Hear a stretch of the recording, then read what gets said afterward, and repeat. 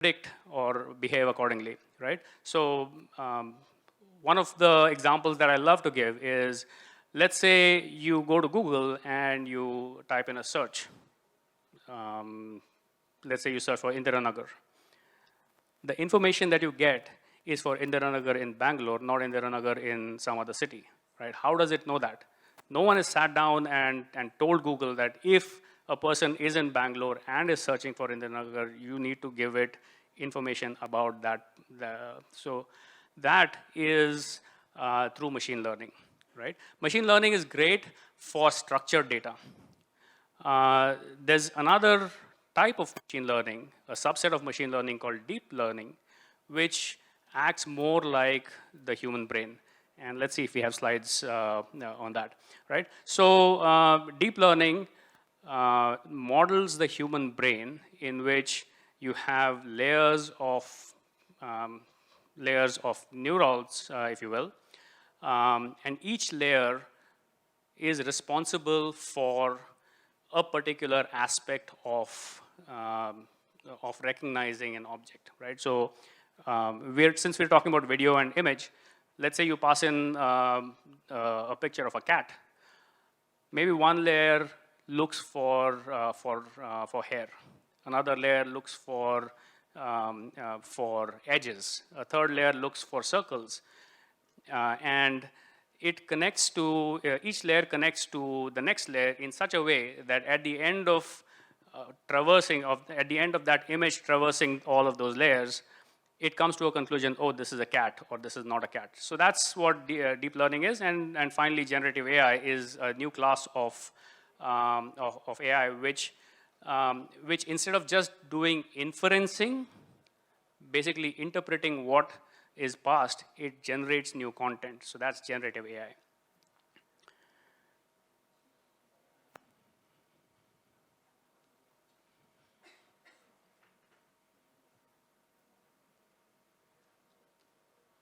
All right, okay. So deep learning, as I mentioned, is mimics our human mind, human brain. And the way our human brain works is that there are these cells called neurons that are connected to each other to form a large network called neural network. And based on what input goes to our brain, it takes a specific path within the brain for it to understand what's going on. Similarly, deep learning is a set of layers, neurons. Each layer is responsible for something, and at the end of it, it figures out. So deep learning is great for unstructured data. You pass in a video, you pass in an image, you pass in a sound file. You want to make sense of it. That's what deep learning is great for. So what are the use cases? So enough tech stuff, let's go to real world stuff. What are the use cases in retail, right? So let's talk about marketing, merchandising, store operations. What can you do? Every single physical store today has video cameras, right? So you have eyes all over the place, but you don't have the brain behind it. So AI provides you the brain. So what can you do?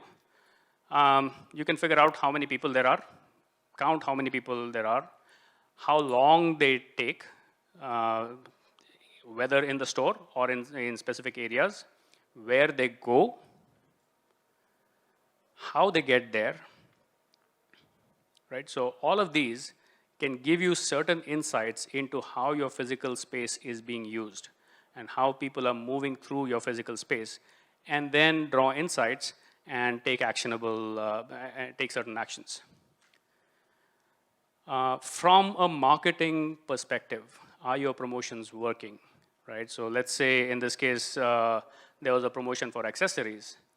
You can clearly see a spike in traffic in that zone. And you can also look at the heat map and verify that that's what's going on. So for marketing, you can do A/B testing. How is store number 1 doing versus store number 2? How are 3 of my entrances doing compared to each other based on what merchandise I have displayed near the stores? So you can get rich set of analytics and data just by looking at what are people doing in different spaces. You can do shelf space analytics. Inventory management, figuring out when something is running low. I know we had a great talk about RFID-based inventory management. This is another way you can do it. Comprehensive dashboards for store operations, whether it is at a store level, whether it is at the regional levels, at HQ, customized on a per job role basis, customized on a per person basis to give them the set of KPIs that they're looking for. Finally, this is something that I'm very excited about.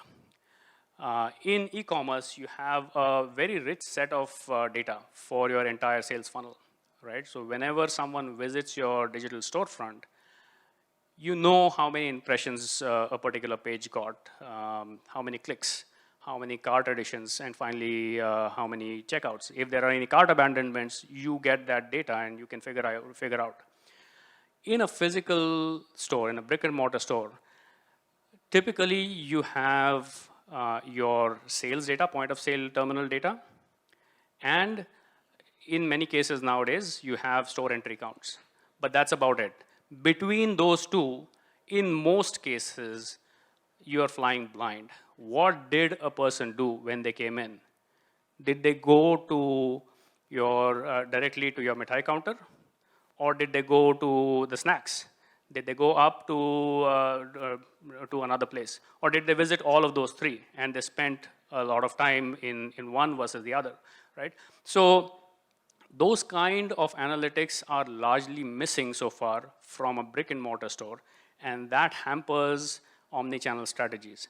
And so what we're doing at Dragonfruit is introducing this new set of metrics called waves, which basically tracks how many walk-bys there are in a per zone, at a per zone level, per rack level, how many people slow down and look at merchandise, how many interact with it, and finally what your point of sale data tells you.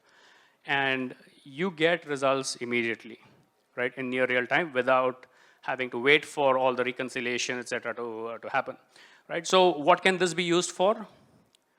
Well, the sky is the limit, right? Whether you want to use it for your inventory, whether you want to use it to track your marketing campaigns, or if it's an FMCG, how your planogram is working based on where you're putting your products, right? So the sky is the limit, and all of this thing can be married with video, right? So you get a set of waves metrics, and you want to figure out what exactly is going on. With a click of a button, you can get a video summary of all the people who exhibited a certain kind of behavior. So you can sit in the comfort of your office and get a view of what's going on across your network of stores without having to actually conduct a physical study. All right, loss prevention and asset protection use cases. Checkout fraud is a big one that a lot of stores are looking at. Safety alerts, liquid spills,